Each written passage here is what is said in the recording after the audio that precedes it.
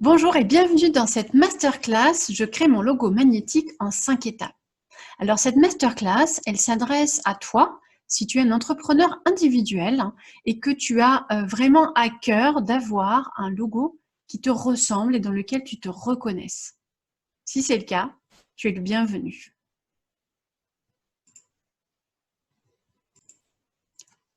J'ai souvent entendu des personnes me dire que oh, c'est facile de faire un logo, je comprends pas que ça prenne autant de temps ou que tu vois bien, on trouve des logos pas chers, des logos cheap comme on dit sur internet. On peut trouver des logos gratuits, des logos à 5 euros, on peut trouver même des tutos aussi pour réaliser son logo. Hein. Et à tous ces gens, je leur dis, mais vous avez tout à fait raison. Effectivement, tu peux très bien faire un logo à 5 euros. Tu peux très bien avoir un logo fait par un Pakistanais derrière son ordinateur que tu n'auras jamais rencontré. C'est tout à fait possible.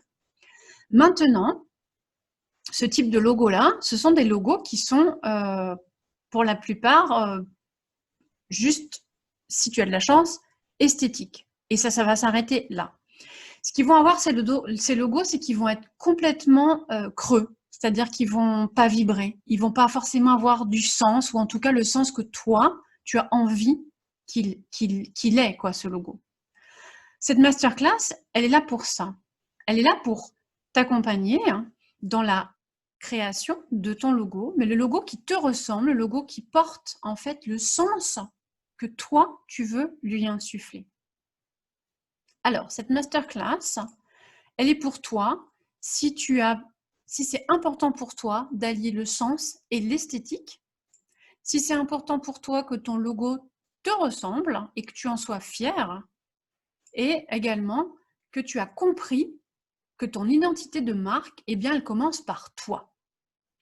Cette masterclass n'est pas pour toi si tu n'as pas de temps à consacrer en fait à cette masterclass, tout simplement, ou du temps, parce que on a besoin de temps. Il y a un besoin de temps de maturation en fait pour donner naissance à un logo.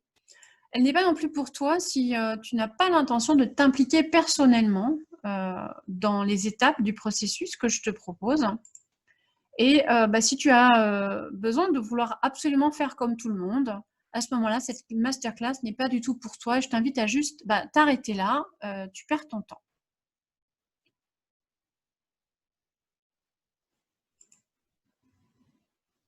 Alors pour ceux qui ont envie de continuer, je me présente, je suis Peggy Massol, révélatrice d'identité originale. Aujourd'hui, j'accompagne des entrepreneurs qui sont intuitifs, qui sont authentiques et qui sont doués. Hein. Quand je dis doués, c'est qu'ils savent très bien faire ce qu'ils font, mais ils ont également des dons particuliers et qu'ils ignorent ou qui ne sont pas très sûrs en fait de leur capacité. Hein. Je les aide à libérer leur super pouvoir pour créer une identité de marque qui soit magnétique, c'est-à-dire qui connecte naturellement avec les bons clients. Par le passé, j'ai été graphiste et directrice artistique en agence de communication.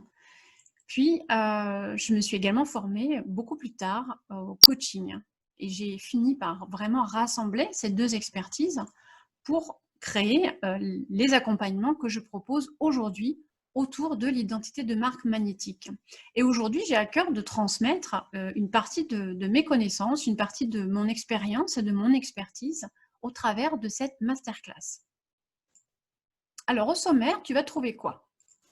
Tu vas trouver, on va commencer par les règles de base. C'est important de connaître les bases qui vont faire que tu vas créer un bon logo. Les 5 étapes sont l'étape d'analyse, qui est une très grande étape, qui est très importante. On a l'étape que j'appelle l'étape du workflow. On peut l'appeler brainstorming également. On a l'étape du mood board, qui rentre dans une étape qui commence à rentrer plus en créativité, l'étape de visualisation, et enfin l'étape du croquis. Et enfin, nous aurons ensemble l'étape de passage à l'action pour toi. Alors, les règles de base, quelles sont-elles? La première règle, c'est pas la première, c'est dans les règles de base, pour un logo qui soit bien conçu, tu as besoin de 3 axes importants sur lesquels t'appuyer. Alors, le premier axe, c'est que ton logo il soit fonctionnel. Fonctionnel, ça veut dire que le concept doit, à un moment donné, représenter ton activité ou en tout cas l'énergie que tu souhaites insuffler, rayonner au travers de cette image. Et tu auras tous les éléments nécessaires à ta réflexion pendant l'étape de l'analyse. Le deuxième axe, c'est qu'il soit esthétique. Parce que souvent, on peut entendre, mais ton logo, il faut aussi qu'il plaise à ta cible. Je suis d'accord et je ne suis pas forcément d'accord avec ce principe-là. Pour moi, ce qui est important, c'est que ton logo, déjà, il te plaise à toi. Il faut que tu le kiffes, que tu le trouves méga top, que tu aies plaisir à le regarder. Pourquoi ? Parce que si tu as énormément de plaisir à regarder ce logo qui est vraiment le tien, ça veut dire qu'il va vibrer vraiment avec ton essence intérieure. Et ça veut dire que le jour où tu appliques ce logo sur ta carte de visite ou sur tes flyers ou tu le mets sur son site internet, les gens, ils vont sentir ta vibration. Et à ce moment-là, il y a quelque chose qui va se passer, une sorte de lien qui va s'établir entre toi et l'autre, et ça va créer cette connexion. Et ça, pour moi, c'est super important parce que c'est là-dessus vraiment que je travaille. Donc, il faut qu'il soit esthétique, et c'est-à-dire qu'il faut qu'il te plaise. Enfin, le troisième axe, c'est qu'il soit ergonomique. Donc, ergonomique, ça veut dire que il faut qu'il soit lisible facilement, qu'il soit clair, aussi bien en tout petit qu'en très grand. Bon, en très grand, c'est pas compliqué, mais surtout quand on passe en réduction. Quand tu as ces 3 piliers qui sont réunis, là, déjà, tu as les fondements pour un logo qui soit efficace. Important aussi, reste simple. D'accord ? La simplicité, c'est ce qui va vraiment donner l'efficacité à ton logo. Ensuite, dans les règles aussi, il y a les couleurs. On le sait tous, les couleurs ont une signification. Alors, pour moi, et c'est vraiment, ça n'implique que moi, il y a des règles dans les couleurs et il n'y en a pas. Je ne vais pas beaucoup t'aider avec ça. Mais effectivement, si tu changes de culture, les couleurs, si tu vas dans une autre culture, les couleurs vont avoir une signification totalement différente. Donc, c'est intéressant de connaître la signification des couleurs principales. Comme là, on a le jaune, l'orange, le rouge, le rose-violet, le bleu, le vert et le noir et blanc. De façon générique, en tout cas dans notre culture occidentale, le jaune, c'est souvent la couleur plus de l'optimisme, de la chaleur. L'orange, ça va être le côté amical, le côté aussi joyeux, mais plutôt aussi sur l'enfant, le jeu et le côté enfantin. Le rouge, ça va être la passion, l'excitation. Ça peut être aussi le côté passage à l'action, les choses qui sont punchy, qui envoie du pâté, quoi. Le mouvement. Le violet, on dit que c'est la créativité, mais c'est aussi la spiritualité, en tout cas dans notre culture. Le bleu, c'est une couleur qui est très souvent utilisée pour les logos, parce que c'est vraiment une couleur qui ramène à la sécurité. Et du coup, les grosses entreprises, si tu regardes bien, les logos de très grosses sociétés, elles ont beaucoup de bleu en général pour donner un côté de confiance. Ça renvoie à la confiance, le bleu, en tout cas le bleu foncé. Tu as également le vert qui est plutôt sur la nature, le côté frais, et puis tu as le noir et blanc, donc qui peut rendre un côté un peu calme, et qui donne aussi le noir et le blanc, ça donne un côté très élégant. Donc voilà, ça ce sont vraiment à la va-vite les grandes lignes de base des couleurs. Maintenant, ce qui est intéressant, c'est aussi que tu te fasses confiance sur quelle symbolique toi, tu donnes à tes couleurs, en fait. D'accord ? Parce qu'on a chacun notre propre perception, hein, et c'est en ça que je dis que les couleurs n'ont pas tant de règles que ça, hein. C'est qu'on est capable d'associer... moi, j'ai souvent vu des couleurs comme ça à la volée, tu te dis, ah mais non, ça va pas du tout ensemble. Et en fait, en fonction des proportions qu'on donne à chacune des couleurs, elles peuvent aller très bien ensemble. Voilà. Donc c'est très subjectif également, la couleur. Fais-toi confiance et tout ira bien. Alors, passons maintenant à la typographie. Il est important de choisir une typographie qui soit simple, mais surtout qui soit lisible. Lisible de loin, lisible en petit, que les gens n'aient pas à se demander qu'est-ce qui est écrit finalement. Donc, à proscrire les typographies alambiquées. Alors, à proscrire, oui et non. En fait, tu peux les utiliser, mais peut-être pour une seule lettrine, tu vois, pour illustrer quelque chose. Mais un mot entier dans une typographie qui n'est pas lisible, ton logo, il va vraiment manquer d'efficacité. Ensuite, ce que je t'invite également à faire, si tu réalises toi-même l'exécution de ton logo, c'est d'éviter d'utiliser Photoshop, Paintbrush, enfin des logiciels qui traitent des images, en fait. Parce que tu vas avoir ce qu'on appelle une image matricielle, une image en bitmap. Et cette image en bitmap, c'est une image qui est créée avec des pixels. Si tu ne crées pas dès le départ une image avec une très très grande résolution, hein, tu vas avoir des problèmes à l'agrandissement de ton logo. Donc, ce que je t'invite à faire, c'est soit d'utiliser Illustrator, soit un autre logiciel qui te permette de créer des images en vectoriel. Donc, le vectoriel, c'est du point AI ou du point SVG. Voilà, ça, c'est important. Pourquoi? Parce que si tu crées un logo dans une qualité qui est trop petite, une résolution qui est trop basse, quand tu vas vouloir l'agrandir, ça va donner, tu vois là, c'est tout flou. Et c'est pas beau, quoi. Et ce qui va se passer, c'est que si tu appliques ton logo dans cette résolution-là, les gens, ils vont avoir l'impression que t'es pas sérieux ou que tu fais mal ton boulot. Tu vois, c'est vraiment ça va rendre une image de toi qui est fausse. Et ce serait dommage de passer pour quelqu'un qui sait pas bien faire son travail juste parce que tu as un logo qui n'a pas la bonne qualité. Ok. Alors, ensuite, tu as différentes sortes de logos. Alors, tu as les logos, ce qu'on appelle le logo texte, comme on voit là pour Google. Donc, tu vas choisir en fait la forme de ton logo en fonction du nom de ta société. Donc, tu as le logo texte, tu as le logo qu'on appelle le logo symbole, comme ici, là, Mercedes. Tu as le logo combiné, comme ici, Puma, avec le Puma et le texte, donc un dessin associé à un texte.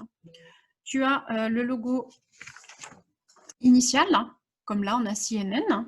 Donc, toujours, pareil, ça va dépendre vraiment du nom de ton entreprise. Le logo emblème, comme là, le Danone, qui fait vraiment comme un macaron.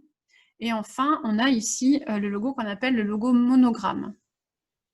Voilà, donc ça, ce sont différents types de logos que tu peux réaliser en fonction de l'histoire que tu as envie de raconter, en fonction de tes goûts aussi également, de tes besoins en termes d'application sur tes futurs documents de communication.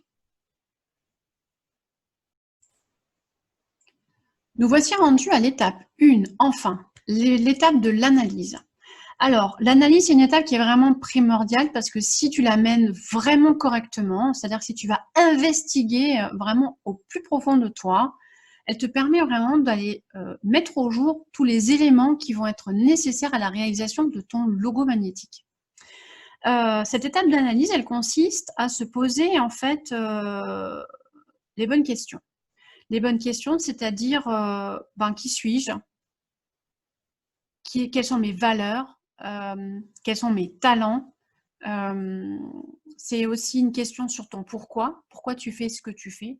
Pourquoi c'est important pour toi? Quelle mission, en fait, à quelle mission tu réponds quand tu fais ce que tu fais? C'est un peu une sorte de... Quelle est ta raison d'être, finalement, au travers de ton activité? C'est important également de te poser les questions sur cette activité, qu'est-ce qu'elle permet à ton client, qu'est-ce que tu proposes aussi comme service, à quoi ils répondent, qui est ton client chouchou, ton client préféré, en fait, ton client idéal, quels sont ses besoins, quelles sont ses aspirations, à quelles problématiques tu vas répondre avec tes services. Quoi d'autre encore? Déterminer effectivement le nom aussi de ton activité, si tu ne l'as pas déjà fait, hein. Voilà, donc cette étape-là, j'espère que tu l'as déjà faite, en fait. Parce que si tu ne l'as pas déjà faite, peut-être que tu galères à trouver des clients, déjà, premièrement. Parce que cette étape, au-delà de te donner des informations nécessaires à la réalisation de ton logo, hein, elle te permet également d'avoir un positionnement qui soit le tien, qui soit différencié, qui soit unique sur ton marché. Et cette étape, elle te permet également de créer aussi tes services. Elle te permet d'être prospecté de façon ciblée, hein. Elle te permet de toucher les bonnes personnes pour toi, hein, d'attirer justement les bons clients. Voilà. Donc cette étape, elle est souvent boudée, j'avoue, par les entrepreneurs, parce qu'elle n'est pas facile, hein. Elle demande du temps, elle demande aussi d'être accompagnée. C'est beaucoup plus efficace quand on se fait accompagner sur cette étape-là. Donc, je t'invite à te faire accompagner sur cette étape, si ce n'est pas déjà fait, et de vraiment travailler fort, hein, parce que c'est vraiment dans toutes ces réponses que tu vas trouver l'essence pour réaliser ton logo et surtout mener un business qui va être aligné avec qui tu es. Voilà. Une fois que tu as terminé cette étape 1 d'analyse, qui est une étape très analytique, qui peut être même très séquentielle, on va passer sur l'étape 2, qui commence à être à cheval avec la partie créative. Cette étape, je l'appelle le workflow. On peut l'appeler aussi brainstorming, on peut l'appeler mind map. Il y a plein de termes anglophones pour le coup. Mais peu importe, ce qui est important, c'est vraiment la signification de ces termes. Là, l'idée, ça va être de déséquentialiser, d'enlever le côté linéaire de cette partie analytique en reprenant les différentes informations que tu auras fait émerger par rapport à qui tu es, ton pourquoi, ton pour qui, ton comment, pour ton business, et les reclasser dans une forme un peu plus arborescente pour commencer à inviter ton cerveau à se mettre en créativité autour des différents termes que tu auras mis au jour. Tu peux faire alors pour le coup, là on est sur une carte mentale, hein. Le faire sous forme de carte mentale, ça va être ça va vraiment appeler ta créativité. Donc, ce que je t'invite à faire pour cette étape de workflow, c'est de vraiment mettre au centre le nom de ton entreprise, par exemple, avec peut-être ton service principal, et ensuite de partir en arborescent sur qui suis-je, avec tes valeurs, tes talents, ton super pouvoir, de remettre ton pourquoi avec le détail, de remettre ton quoi, de remettre ton comment, etc. Et d'aller de mot en mot et de laisser le fil des idées se dérouler jusqu'à mettre, par exemple, des petits croquis. Je ne sais pas, si je prends par exemple au niveau de tes valeurs, tu dis, voilà, ce qui est important pour moi en tant qu'entrepreneur au sein de ma propre entreprise, mais aussi au sein de mon accompagnement, c'est la valeur de liberté. Ok, là, je t'invite à dérouler. Qu'est-ce que c'est pour toi, cette valeur de liberté? Comment est-ce qu'elle se traduit? Et de noter la façon dont se traduit pour toi la liberté. Par exemple, pour moi, ce serait la vitesse, ce serait le vent, le côté déplacement. Et du coup, je pourrais même mettre des petits dessins associée à ces différents mots qui me donnent cette valeur de liberté qui m'est vraiment propre. Okay, et puis ensuite, bah, je me rends compte que cette valeur de liberté, ah bah tiens, elle fait lien avec le côté rapide, elle fait lien avec un de mes services. Oui, parce que ce que j'aime, moi, c'est des services qui sont courts, qui sont rapides, qui sont impactants. Hein.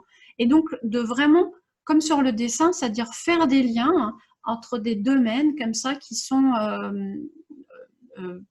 qui, au premier abord, semblent séparés, de pouvoir les relier ensemble. Voilà. Je t'invite également à peut-être inviter des amis, des proches, peut-être aussi des moins proches, à participer à cette étape-là avec toi, parce qu'ils vont peut-être avoir des idées auxquelles toi, tu n'aurais pas pensé. Et ça, c'est toujours aussi intéressant d'aller récupérer de l'information dans la carte du monde des gens qui nous entourent. Ça ne veut pas dire que toutes leurs idées seront bonnes à prendre, mais dans un premier temps, je t'invite vraiment à tout mettre sur ta carte mentale. Vraiment, de rien censurer du tout. Quitte à revenir ensuite derrière, à tête beaucoup plus reposée, pour dire alors ça je garde, non ça va pas, c'est pas du tout moi, ça me ressemble pas, ça ressemble pas à mes clients, ça ressemble pas à mes services, ça oui, ça non, etc. Ok. Donc cette étape de carte mentale, de la même façon que l'analyse, c'est une étape qui va aussi te demander un temps de maturation, qui va te demander donc du temps pour te familiariser avec ce contenu. Ok. Une fois que tu auras mis peut-être des petites images, des petits dessins, peut-être des couleurs, peu importe, tu as une liberté totale sur la création de cette carte mentale. Tu vas pouvoir passer à l'étape suivante, qui est l'étape du mood board. Alors, tu as peut-être entendu parler d'un mood board, c'est ce qu'on appelle aussi une planche de tendance. Et là, on va rentrer vraiment dans une partie encore plus créative. Donc, tu vois, on fait un glissement comme ça entre analytique, créatif, et on glisse doucement vers la créativité. Ce mood board, il va te permettre de commencer à mettre à faire exister quelque part les couleurs auxquelles tu auras pu peut-être penser, qui seront venues comme ça spontanément, ou pendant la phase du workflow, ou peut-être à un autre moment, peu importe. Mais en tout cas, ça va vraiment être un document qui te permet de mettre les grandes lignes, les grandes tendances de ton logo final, finalement. À quoi est-ce que tu aimerais que ce logo ressemble? Qu'est-ce que tu as envie qu'il émane de ce logo? Okay. Donc, c'est vraiment une planche d'inspiration qui va te servir pour la suite. Une fois que tu as réalisé ce mood board, alors tu peux le réaliser de façon numérique ou tu peux le réaliser de façon physique avec sur feuille, collant, je sais pas, tu peux découper dans les magazines, tu peux faire des dessins, peu importe. Là aussi, tu as la liberté de choisir les outils qui te conviennent le mieux. Ensuite, tu vas passer à l'étape de la visualisation. Cette étape-là, c'est un moment où tu vas t'arrêter. D'accord ? Tu as beaucoup travaillé en amont sur les 3 premières étapes. Ton cerveau, il a besoin aussi, à un moment donné, de se poser, de décanter, comme on dit. C'est une autre étape de la maturation. Donc, tu laisses du temps entre le moment où tu as fini ton mood board et le moment de ta visualisation. Tu peux laisser quelques jours, ou peut-être une semaine. Et quand tu décides que c'est le bon moment pour toi de faire cette visualisation, eh ben, tu te prépares. Donc, il y a plusieurs façons de la faire, cette visualisation, en fonction de ta personnalité. Il y a des gens qui vont avoir envie de s'asseoir dans un coin un peu cocoon, avec une musique d'ambiance. Et puis, il y a des gens qui préfèrent aller marcher dans la nature. Il y en a qui vont peut-être aussi se mettre à dessiner, peu importe. Tu vas vraiment... je t'invite à faire la visualisation qui te correspond à cet endroit-là. Le tout, c'est quand tu es dans cette étape-là, c'est de te remémorer tout le travail que tu as pu faire dans l'étape d'analyse et également dans l'étape du workflow, d'accord? Tous les liens que tu as pu établir entre tes différents domaines. Et puis peut-être de laisser émerger qu'est-ce qui sort aussi de ton mood board, de ta planche d'inspiration, et de laisser tourner comme ça, en toi, toutes ces informations. Ok? Tu prends le temps qu'il te faut. Hein. Ça peut prendre 5 minutes, comme ça peut prendre 10 minutes, comme ça peut prendre 1 heure. Il n'y a pas de règle en la matière. Hein. Le tout, c'est que tu laisses vraiment ton corps, hein, en fait, te donner les réponses. Voilà. Parce que c'est ton corps et ton cœur, et non ta tête, ta raison. C'est pas ta raison qui va te donner les réponses, mais c'est vraiment ton corps qui va te donner les réponses. Donc, je t'invite à vraiment descendre dans ton corps à ce moment-là, où que tu sois et quoi que tu fasses, pour accueillir, aussi étrange que cela puisse paraître, les informations qui vont arriver à ta conscience. Et une fois que tu as récupéré ces informations, je t'invite dans un premier temps à les noter. Ça peut être en mots, ça peut être en petits dessins, et de tout mettre sur papier, en fait. Tout ce qui te vient à l'esprit. Toutes les idées qui vont émerger de cette phase de visualisation, je t'invite à les noter quelque part sur un papier. Et une fois que tu auras toute cette nouvelle matière, à ce moment-là, tu as toutes les clés en main pour dessiner vraiment ton logo. Alors, je t'entends déjà dire oui, mais moi je ne sais pas dessiner, etc. Ce n'est pas un problème à cette étape-là de ne pas savoir dessiner. Je t'invite à juste trouver les traits les plus proches de ce qu'il y a dans ta tête. L'idée, ça va être de sortir de ta tête les idées que tu vois pour ton logo. Si tu les vois dans un sigle, si tu les vois en typo, quel typo. Alors, si tu ne sais pas dessiner typo, ça n'est pas grave. Tu vas sur Internet et tu vas chercher, fais-toi des bibliothèques de typo. Peut-être que tu auras pu la mettre sur ta planche d'inspiration, cette typographie. Vraiment, l'idée, c'est de commencer à mettre les bases pour créer en fait ce logo.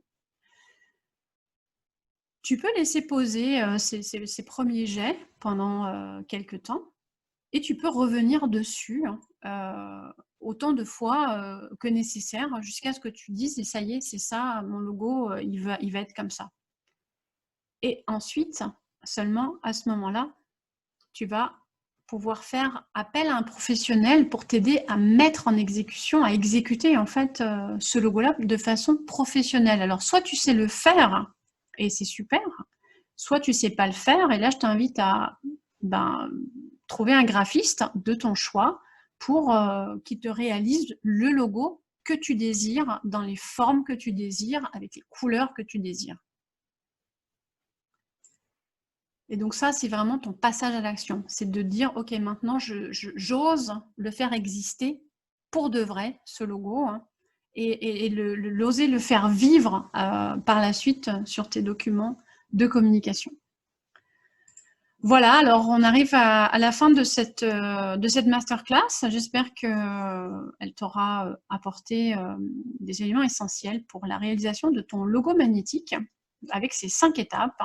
Et si ça reste encore compliqué pour toi de naviguer dans ces différentes étapes tout seul, j'ai créé un accompagnement qui est vraiment pas à pas, qui va vraiment aller à ton rythme, avec des documents de travail, avec des vidéos, des audios, qui retracent avec beaucoup plus de détails ces 5 étapes pour que tu puisses te poser vraiment toutes les bonnes questions et aller puiser en toi et faire émerger le logo qui te ressemble.